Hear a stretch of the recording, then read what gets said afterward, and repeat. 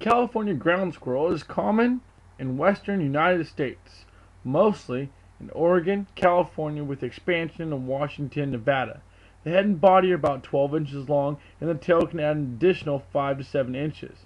They are primary vegetarians, but the diet changes with the seasons. After hibernation, they feed exclusively on green grasses and plants. When annual plants begin to dry and produce seed, the squirrels switch to seeds, grains, and nuts and begin to store food for the next hibernation. Ground squirrels live in a wide variety of habitats that can supply them with the before-mentioned diet, but usually avoid dense woods and swampy areas. Populations are known to be high in grazed areas, as well as areas disturbed by humans, such as roads or ditch banks, abandoned buildings, and farmlands. Ground squirrels live in a burrow system where they eat, sleep, rest, rear young, store food, and avoid danger. The burrow openings are about 4 inches in diameter, as you can see by the comparison with a Swiss Army knife. The burrows may be 5 to 30 feet or more in length and may go 2 to 4 feet below the surface. Ground squirrels usually spend most of the time within 30 feet of the hole. There are many different kinds of ground squirrel controls, one in which being a bait station, as you can see by the inverted T and the normal T. The inverted T being for the control of the poisonous substance for kangaroo rats. Another is the Wilson poison box. Another form of squirrel control is a rodinator.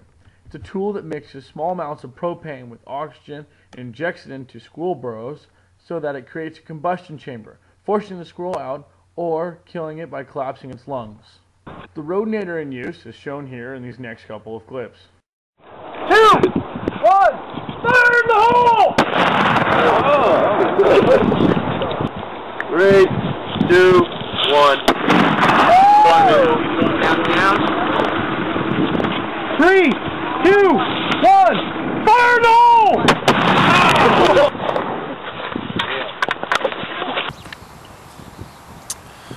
What we have here is what we call a conibear bear trap. As you can see, we're going to show you how to set this up. By squeezing this main spring, you can release the tension and allow both the arms to come up. By holding it here, this is the catch right here. This clips onto these 2 wires, which act as the trigger for it. When these are pushed, this release is released and allows this trap to close, catching a mammal. As you can see here, we have a really decent squirrel hole. Recent activity with grass out here on front. We're going to set this conibear bear trap up here.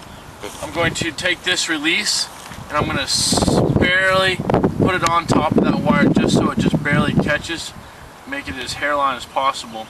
Now, I'm aware that the squirrel is probably inside the hole at the moment since I don't see any activity out here, so I'm going to face it so that the release is actually going to be triggered as he comes out of the hole. I can adjust this at an angle and get a firm touch right here, and it's really going to be a good solid spot.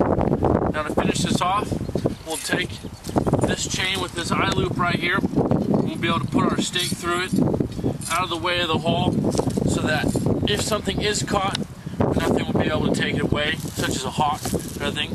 We'll also be taking this flag here on the campus and we'll be marking it so that other people know where it's at. As you guys can see right here on this prime example of some of the extensive ground squirrel damage that can happen, we've got 1, 2, 3, 4, 5, and 6 main entry points right here.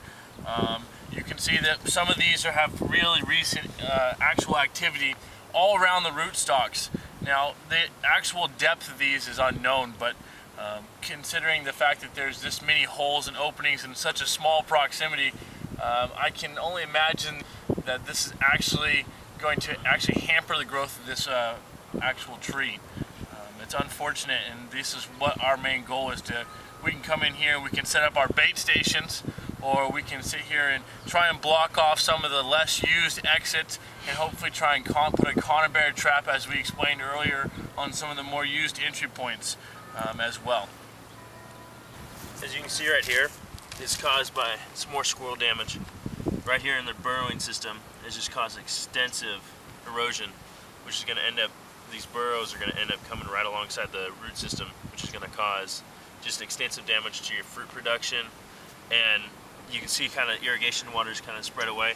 these tunnels go away from the roots, it'll pull water away, just overall, you know, decreasing your yield loss.